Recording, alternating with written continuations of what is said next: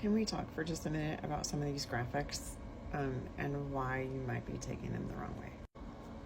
There's this one that goes through several of the ones that you're like, oh, I would never use that product again.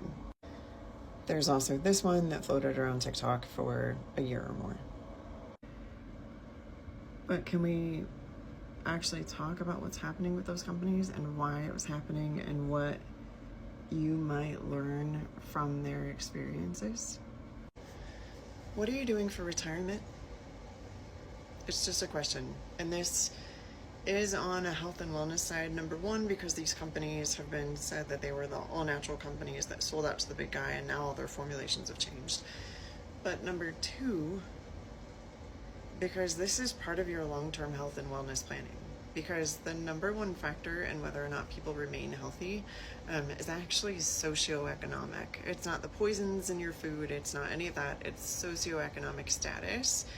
And then how connected you feel to your community. If you want to be angry about the little guy selling out and them changing their formulations, I want you to go look at specific ones and say, I would no longer buy this one because they changed X, Y, and Z after they were sold out. But if you go to a company like Pure Encapsulations, which sold to Nestle back in, gosh, it was forever ago. I was still seeing one of the reps that was part of that purchase process plan. So that had to have been 2008, 2009. Like, it was a while ago, and people were like, oh, they just sold out. Well, no, they didn't. But you know what they did do after that?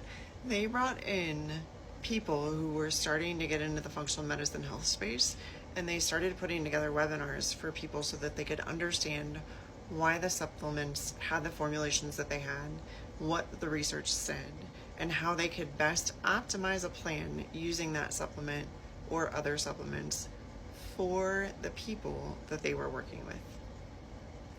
Since then, they have expanded that network to include a bunch of different doctors, including the thyroid pharmacist, Isabella Wentz, and they have put up protocols that are specific to different providers so that you can say, okay, well, this person has this protocol and I can just go and I can buy this protocol and I know I'm gonna get better because this is what they recommended and they worked with this company to get this protocol put together.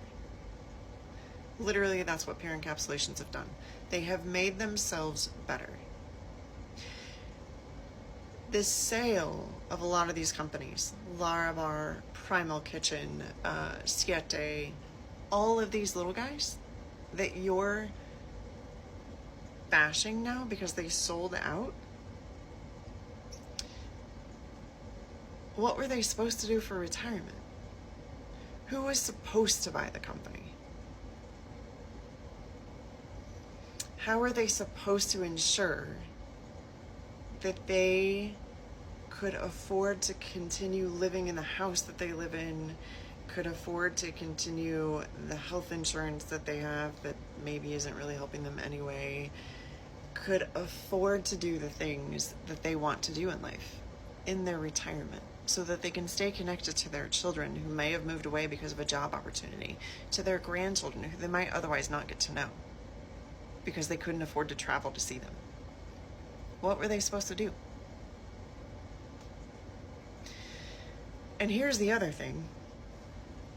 I think some of these companies are getting bought out by some big players that you maybe don't agree with that company's overall reaching goals of monetary income. But here's what I think is happening. These bigger companies, they see a tide shift. RFK Jr. was just confirmed by the Senate, and if we're to believe everything he said, he's going to turn health around in this country. Part of that is still, 99% of that is still on you, believe it or not. It's on you and your actions and what you choose to do to your body every day. 90% of that is on you. One man cannot change the health of the country. You have to make decisions too. But if we're to believe that he's going to get done all the things that he says he's going to get done, even with all the people that are being paid by lobbyists from all of these companies to support their special interests, then these companies have a vested interest of going in and purchasing out these known, like, and trusted brands so that they don't have to spend money on reinventing the wheel. They don't have to spend the time and effort to regain the population base. And they might use these brands to then replace some of their ones that are going to become a lot less popular or under severe attack because RFK Jr. is in office.